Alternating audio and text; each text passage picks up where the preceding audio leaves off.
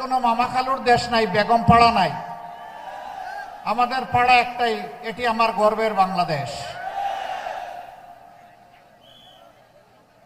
শুধু কি তাই, হাঁচি কাশি হলেও ওই নেতারা দেশ ছেড়ে অন্য দেশে চলে যায় চিকিৎসার জন্য।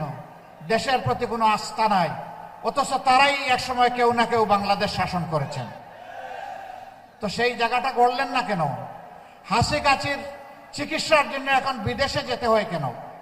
কেন এই দেশের উপরে আস্থা নাই? হ্যাঁ, এই দেশটা হচ্ছে আপনাদের টাকা বানানোর মেশিন।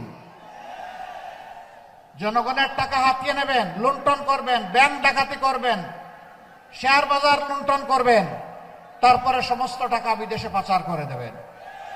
নিজের ছেলে মেয়েকে বিদেশের মাটিতে লেখাপড়া করাবেন। এখন তো বিয়ে শাদীও অন্য জাতির সাথে হচ্ছে, আপত্তি নাই। আপত্তি এক জায়গায়, যে বাংলাদেশের কোনো মেয়ে এবং ছেলে আপনাদের পছন্দ হয় না।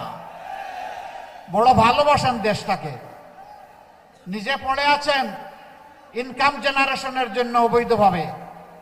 আপনি আসল দেশপ্রেমিক।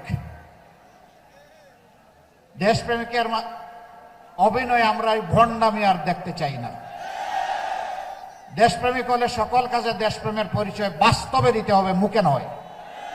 মুখের কথা জনগণ এখন আর বিশ্বাস করে না অনেকের। যারা বাস্তবে প্রমাণ করেছে মরণে জীবনে সুখে এবং দুঃখে দেশ এবং জনগণের পাশে আছে, ইনশাআল্লাহ জনগণ তাদের পাশে এসে দাঁড়াবে।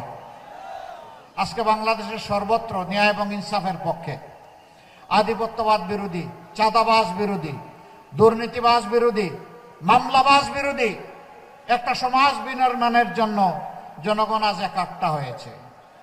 জায়গায় জায়গায় গণজোয়ার শুরু হয়েছে, দেখে অনেকে দিশাহারা। এখন আমার মারেও বেইজ্জত করে, মায়ের গায়েও বেদিশা হয়ে হাত দেয়। আমরা পরিষ্কার বলে দিচ্ছি, আমাদের জীবনের চাইতে আমাদের মায়েদের ইজ্জতের মর্যাদা আমাদের কাছে অনেক বেশি।